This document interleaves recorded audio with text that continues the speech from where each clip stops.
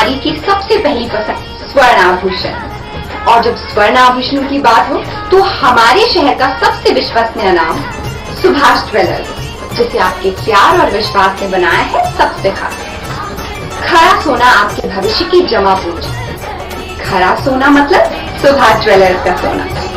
एक बार फिर हम तैयार हैं आधुनिकतम और सबसे नए स्वर्ण एवं डायमंड ज्वेलरी के साथ। और हमारा पता है सुभाष ज्वेलर्स, छोटा सराफा, श्री गणेश मंदिर के आगे। हम आज यहाँ पर एसपी कार्यालय इसलिए आए हैं कि हमारी जो संस्था है DMBB भारतीय महिला शक्ति फाउंडेशन, इसका office YT colony ward number 4 और मकान नंबर 15 में था। जो कि कल हम एक पीड़िता की जो बात है वो उनके दुख को सुना रही थी कि उनके पति के द्वारा उनको मारा पीटा जाता है और शराब पीकर घर में कुछ रहता नहीं, घर का जो दहेज था वो भी शराब के नशे में बेच दिया जाता है। बस हम ऐसे सुन रहे थे कि अचानक 4:30 बजे रोशनी गोलकर मैडम पुलिस को लेकर आई, पुलिस प्रशासन आई और आवाज दिया ममता मैडम को बाहर बुलाइए, कौन है। जैसे ही हम हमारे ऑफिस में से बाहर निकल कर आए, देखा तो पूरा स्टाफ पुलिस का लेकर रोशनी मैडम वहाँ उपस्थित हुए थे और मैडम के द्वारा कहा गया हमको, पुलिस मैडम के द्वारा, कि आप यहाँ पर क्या फर्जीवाड़ा लगा कर रखी हैं और क्या यहाँ पर ऐसा कौन सा काम हो रहा है, महिलाओं से आप ठगी कर रही हो, पीड़ित महिलाओं को काउंसलिंग के नाम पर बुलाकर उनसे पैसे छीने जा रही हो। और ये भी कहा मैडम के द्वारा कि आप यहाँ क्या धंधा करवा रही हो। तो आज मैं DMBB भारतीय महिला शक्ति फाउंडेशन की राज्य प्रभारी, आज मुझे बताइए, आज मैं अगर महिलाओं से धंधा करवाती तो क्या मेरे पीछे जो संख्या है वो होती क्या? क्या एक पुलिस प्रशासन को ये बोलने का अधिकार है क्या? आज मैं यही SP महोदय के लिए आई थी कि सर मुझे आप ये नया दिलाए कि जब मैं अपनी संस्था का लेटर कलेक्टर महोदय को दे चुकी थी, अपनी संस्था का लेटर SP महोदय को दे चुकी हूँ, मैं अपनी ही संस्था का लेटर सिटी कोतवाली TI को दे चुकी हूँ, कदम नगर थाने में दे चुकी हूँ, तो आप मुझे बताइए कि मैं कानून के दायरे में रहकर कार्य कर रही हूँ, तो फिर आप मुझे बताइए क्या मैं अपनी संस्था के लेटर जारी करके मैं फ्रॉडबाजी कर सकती हूँ? क्या मैं कानून की निगरानी में रहकर धोखाधड़ी कर सकती हूँ? मैं इतना बड़ा क्राइम करूंगी तो क्या मेरे को डर नहीं लगेगा? मेरी रेपुटेशन नहीं है, मेरे बाल बच्चे नहीं है, क्या कोई मुझ पर उंगली नहीं उठाएगा कि मैं इतना बड़ा गैंग चला रही हूँ? तो मुझे मेरे प्रश्नों का जवाब, मेरे जो प्रश्न है वो यही है कि मैं आपकी निगरानी में अपनी संस्था का संचालन कर रही हूँ, तो मुझे न्याय दिलाया जाए। मैंने मोनिका श्रीवास को काउंसलिंग के लिए अपनी संस्था में रखा था, मैंने फिरोज खान को अपनी संस्था में रखा था और मैंने कविता सेन को काउंसलिंग पे रखा था। मैं सोचती थी भरोसेमंद है, बेचारे दुखी हैं, मोनिका श्रीवास का पति नहीं है तो कहीं ना कहीं मेरी NGO से इसका घर संचालन, परिवार का 2 वक्त की रोटी मिल जाएगी। मगर मोनिका श्रीवास क्या करती थी, काउंसलिंग के नाम पे यहाँ पर समझाइश होती थी और उधर ही जाकर उनको ब्लैकमेल करना। फिरोज खान, कविता सेन और मोनिका श्रीवास के माध्यम से कई पीड़ित बहनों से पैसा लिया गया। 40-40 हजार की डिमांड की गई। रेखा मोरे से भी उनकी काउंसलिंग मेरे ऑफिस में हुई तो रेखा मोरे से भी 10,000 की डिमांड ली गई। तो आप बताइए, मैं इसका विरोध नहीं करूंगी?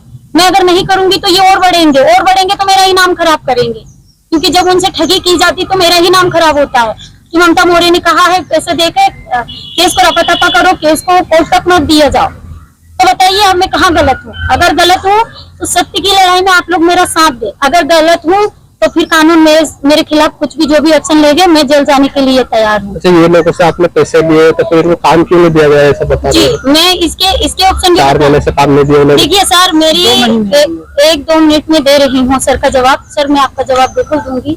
मेरी संस्था DMBB भारतीय महिला शक्ति फाउंडेशन का ओपनिंग 15 मई का था। 15 मई को ओपनिंग हुई, 16 मई को हम लोग ने बैठक ली, सभी हमारे जो वरिष्ठ पदाधिकारी जो काम कर रहे हैं ऑफिस में, वहाँ बैठने की व्यवस्था हमने देखी, कितनी चेयरें लगेगी, कितने स्टूल लगेंगे, कितने पंखे लगेंगे, लाइट की क्या व्यवस्था होगी। इस प्रकार से हमने मीटिंग की। 16 को की, 17 को की, 18 तारीख को हमने पंधाना से ऑफिस के लिए सामान, चेयर वगैरह सब सेटअप मंगवाया, उसे तैयार किया। उसके बाद में 19 तारीख से हमने हमारी ऑफिस में बैठना स्टार्ट किया। अब हमारे पद अधिकारी वार्ड अध्यक्ष से जो हम 1,000 रुपए ले रहे हैं, उस वार्ड अध्यक्ष को हम 10,000 की सैलरी भी दे रहे हैं। इसका प्रावधान संस्था में पहले ही निम्नलिखित बयान में है, जो कि सारे ही दस्तावेज में लीगल कुछ नहीं है, सब लीगल है। तो हमने पहले ही कहा था भाई ज्वाइनिंग के द्वारा आपसे 1,000 रुपए लिया जाएगा, आपको सैलरी के रूप में 10,000 दिए जाएंगे। मगर वो कब दिए जाएंगे कि जब आप नियुक्ति लोगे और आपके द्वारा एसएसजी ग्रुप का गठन होगा। जब एसएसजी ग्रुप का गठन होगा, फिर उन एसएसजी ग्रुप को दोना पत्तल की ट्रेनिंग, अगर उनकी इच्छा है कि हम दोना पैकिंग का कार्य लेंगे तो दोना पैकिंग का कार्य हम ट्रेनिंग दिलवाएंगे और वही वार्ड अध्यक्ष को हम ट्रेन करेंगे। वही वार्ड अध्यक्ष जाके हमारी माता बहनों 20 बहनों को ट्रेन करेगा। जब जाके वो मशीन वहां रखी जाएगी, मशीन ऐसी जगह एक स्थान पर रखी जाएगी कि जहाँ पर 50 से 60 बहनें काम कर सके। सर ये पॉसिबल तो नहीं है ना कि एक समूह को एक मशीन देंगे तो इतना पैसा लाएंगे कहाँ से। इसीलिए एक ही स्थान पर एक मशीन रखी जाएगी, जो कि मैं अभी ही हमारे माननीय दुलाल मुखर्जी ने 1.5 लाख की मशीन खंडवा में लाकर रखी है, जिसके लिए हम उसे आज तत्काल ही रखने वाले थे। मगर उससे पहले ये हो गया कि पुलिस थाने से टीम गई, हमारे वहां पर चिल्लाचोट की अपमानजनक शब्द कहे और उसके बाद में हमारे जो ऑफिस है उसमें ताला लगाया गया। अब हमें बताइए कि हम उस मशीन को कहाँ रखें, रोड पे तो नहीं रख सकते ना। तो हमारी तो दुविधा है, जब एक काउंसलर पीड़ित बहनों से पैसा ले रहा है, फर्जी ले रहा है, रिश्वत लेकर काम कर रहा है, ऐसे फर्जी वालों को मैं अपनी संस्था में नहीं रखी हूँ। मैंने इनको लेटर जारी करके अपनी संस्था से हटा दिया। शिकायत के बाद मतलब मशीन रातम रात रखी गई तो ये क्या है? कहाँ रखी गई बताइए। झारखंड से रात आ सकती है सर, पहले भी डाला है नहीं ठीक है। अगर हमने झारखंड से मशीन लाकर डाली है तो बिल्कुल आप बताइए सर, हमारी मशीन सेकेंड हैंड ली हुई थी, जो बीते पहले भी हमारा एक स्टेटस हमने डाला था। काफी समय जब हमारी ऑफिस की ओपनिंग हो गई थी, ऑफिस की ओपनिंग के द्वारा हमने इसी मशीन का स्टेटस लगाया था जब हम वो मशीन ले चुके थे। तो अब हमें बताइए, जब हमारे ऑफिस में बिजली की व्यवस्था नहीं है और वो मशीन बिजली से चलती है, तो आप बताइए हम क्या अंधेरे में लाके रख देते ऑफिस में? तो ये भी तो हमारा प्रश्न है ना। जब हम व्यवस्था लगाएंगे तभी तो मशीन रखेंगे ना। जब हमारे पास मशीन होगी तभी तो हम एसएसजी ग्रुप में जो वार्ड अध्यक्ष से हमने 1,000 शुल्क लिया उनको ट्रेनिंग देंगे ना। जब काम नहीं होगा तो हम किस बात की सैलरी देंगे उनको? और बताइए आप, मोनिका श्रीवास्तव में ये पूछती हूँ कि आप एक महिला होने के नाते पीड़ित है, उनका भी पति नहीं है, उनकी आर्थिक स्थिति खराब होने के बारे अगर रिश्वत लेकर अगर कोई केस रफा थप्पा करता है तो क्या वो देंगी? अभी इनका पैसा वापस करेगी या इनको काम पे फिर से रखेगी? नहीं सर, मैं काम पे तो नहीं रखूंगी। और अभी झारखंड से कल सर निकल रहे हैं श्रीमान दुलाल मुखर्जी, वो जो भी निर्णय लेंगे हम सहमत रहेंगे, क्योंकि पैसा उनको दिया जाता है सर जो ईमानदारी से काम करे, जो लोगों को ठगी करे, लोगों को इमोशनल उल्लू बनाए, ऐसे लोगों को ना संस्था में हम जगह देंगे और ना ही इनके जो फालतू के प्रश्न हैं वो मैं देना पसंद नहीं करती। क्यों? क्योंकि पहले तो आप साबित कीजिए कि आप सत्य हैं, नहीं तो हमसे बोलिए। हम उन पीड़ित को लाकर खड़ा करते हैं जिनसे इनने पैसे लिए, हमसे बोलिए ना।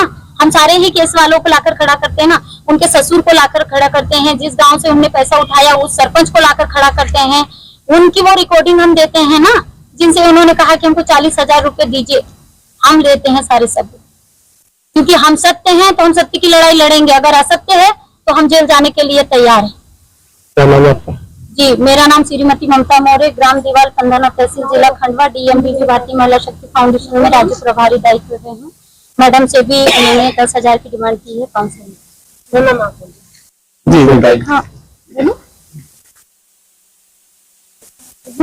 और मैं 3 साल से पुलिस प्रशासन के पास मदद मांगने जा रही हूँ। मैं कंटिन्यू 3 साल से जा रही हूँ। मेरा खुद का पति पुलिस कर्मी है, जो मतलब खुद का घर नहीं चला सकता, उस पर 3 से 4 नोटिस 3 साल में गए हैं, बाकी 125 में उसने पैसा नहीं दिया है। तो मैंने जब संस्था के बारे में सुना कि ये पीड़ित महिलाओं को निःशुल्क मतलब काउंसलिंग ले रहे हैं, हमसे पैसा नहीं लिया जा रहा, तो मैंने इसी उम्मीद पे गई मैडम के पास कि भाई बिना पैसे से मैं जाऊँ। कोर्ट वाले पैसा ले रहे हैं, थाने कचहरी दौड़ती हूँ तो सारे लोग भगा देते हैं हमको, पुलिस अधिकारी जो भी है हमको भगा, कोई कार्रवाई नहीं, बोले घरेलू हिंसा, इसमें हम कुछ नहीं करेंगे। सर मैं इसीलिए कल भी गई थी, करीबन 4:30 बजे कोर्ट से निकली, मैंने साइन किए हैं कोर्ट में। कल मेरी फैमिली कोर्ट में पैसे थी मेरे पति और मैं जब गई हूँ तो मेरे पति से 80,000 रुपए जो भी है उनके जो ये काउंसलिंग वाले हैं, इन लोगों ने 80,000 की डिमांड करी थी। और जब मेरा पति उस साइड में मिल गया तो ममता मैडम पे खुले आम मेरा पति बोल रहा था मैडम ने मांगे हैं, ताकि मैडम को पता ही नहीं। अगर आप कॉल डिटेल निकालेंगे तो जिनने मांगे उनकी डिटेल आ जाएगी। हमारे पति ने खुद ने वहाँ चिल्ला के बोला है कि 80,000 की डिमांड संस्था ने की थी। ठीक है, तो इसकी मैं साक्षात गवाह हूँ, क्योंकि हमारा खुद का पति तो हमको नहीं पैसे दे रहा है तो संस्था को क्या पैसे देगा। तो जिन लोगों ने मांगे हैं, जैसे मोना दीदी है और 2 से 3 लोग जो हैं, ये जो दूसरी टीम में है, जिनको रिजाइन लेटर है इनका ऑफिस में रखा है, तो ये गलत साबित करने को संस्था को तुले हैं, ताकि यहाँ हर गरीब महिला है जिनका और सहयोग का जो कहें कि 1,000 रुपए ले रहे हैं, तो ये कार्ड का ले रहे हैं सर और ट्रेनिंग का ले रहे हैं। तो ये सारे लोगों ने दिया और हमने भी दिया है। कोई ये लीगल है। अगर हम पुलिस का फॉर्म भरते तो वो हमसे 300 साढ़े 300 रुपए लेते हैं। टीचर का फॉर्म भरते तो 500 रुपए लेते हैं। कोई भी फॉर्म सर हम बड़ी उम्मीद पे गए थे कि हमको 10,000 की सैलरी मिलेगी। हम कम पढ़े लिखे हैं, लोगों के बर्तन मांगने से अच्छा है कि हम संस्था में बैठ के काम करें। बाकायदा हमको सब समझाया गया और बिल्कुल हमने देखा और हमको लीगल, हमको इनने बुलाया नहीं, हमको जबरदस्ती नहीं की, हम अपनी इच्छा से गए और हमने 1,000 रुपए हमारी इच्छा से दिए हैं। ये सारी चीजें लीगल है और जो भी आरोप लगे हैं संस्था पे, सारे लोग सामने आए और साबित करें। ठीक है, जो भी उल्टा सीधा बोल रहे तो आमने सामने हम सारे लोग जेल काटने को तैयार हैं, क्योंकि हमको कोई बुलाने नहीं गया है। ममता मैडम को हम सिर्फ इंसानियत के नाते जानते हैं, हमारा कोई लेन देन नहीं है। आप देखिए, हम तो अभी मिले हैं 1.5 महीने पहले ओपनिंग में, जब इतने अधिकारी गए थे वहाँ, ये मानिए कि विधायक जो जिले के अध्यक्ष सारे लोग गए थे, तो हम लोग भी गरीब महिला थी, पीड़ित महिला थी, तो हम भी गए थे और हमने सब कुछ देखा कि सब लीगल चल रहा है। तो हमने भी 1,000 रुपए कर्जा करके दिया, क्योंकि वो हमारा फायदा था, हमसे किसी ने मांगे नहीं है, ये हमारी इच्छा से दी है। और रहा कि मैं पीड़ित थी और मैं गई मैडम के पास, बहुत अच्छे से समझाया मेरे पति को समझ में, और मेरे को ले भी जा रहा था, बाकी उस पर डिमांड रख दी गई 80,000 की। उसने कल सबके सामने चिल्ला के कहा है। तो ये जो जिनको रिजाइन लेटर मैडम ने दिया, जब मैडम को पता चला कि ये लोग अलग मैडम का नाम देके पीड़ितों से पैसा ले रहे हैं, तो तीनों के रिजाइन लेटर रखे हैं। और इन लोगों ने बहुत गंदी तरीके से, हम घरेलू महिलाएं हैं, बोले यहाँ धंधा कर रही हो, मतलब सभी भी चीज झूठ नहीं है, और सारी वीडियो से है। और सारी औरतों को सूर्य अस्त के बाद 6:30 बजे लेके गए हैं पुलिस की गाड़ी में, बोले चलो। तो हमने बोला कि हम इज्जत वाली घरेलू महिला है, तो हम गाड़ी में नहीं जाएंगे, हम खुद आएंगे। सर ऑटो कर करके गए हैं और बहुत बुरी गति की है पुलिस कर्मियों ने हमारे साथ। और जो भी ये 3 लोग बोल रहे हैं झूठे, जो बयान दे रहे हैं, तो बिल्कुल आप उनसे उनकी कार्रवाई और हमारी करें। हमको किसी ने नहीं बुलाया, हम हमारी इच्छा से काम करने गए थे। एक उम्मीद थी कि 9-10 हजार रुपए मिलेंगे, हमारा घर चलेगा। सर यही अपील है कि मैं जो हूँ साक्षात गवाह हूँ कि मेरे पैसे से उन लोगों ने पैसे मांगे, तो मैडम ने उन पे रिजाइन लेटर डाला है, तो मैडम पे आरोप लगे। सीधी सी बात है सर, और कुछ भी नहीं है। धन्यवाद सर, इतना ही बोलना चाहूंगी मैं। नाम बताओ। चलाएंगे 4 नंबर वार्ड से। हमारी मैडम ने किसी से 1 रुपया लिया है।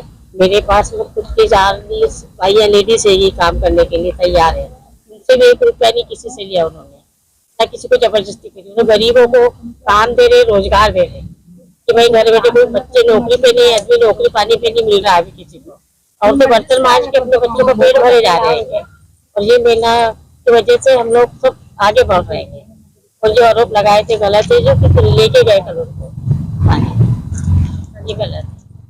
जी हाँ, हम है ना समृद्धि टाउनशिप, शहर की खूबसूरत लोकेशन पर स्थित, बाईपास से 1 किलोमीटर और बस स्टैंड व रेलवे स्टेशन से चंद मिनटों की दूरी पर समृद्धि टाउनशिप, पूर्णतः वेद विकसित, सुरक्षित और सर्व सुविधायुक्त कॉलोनी।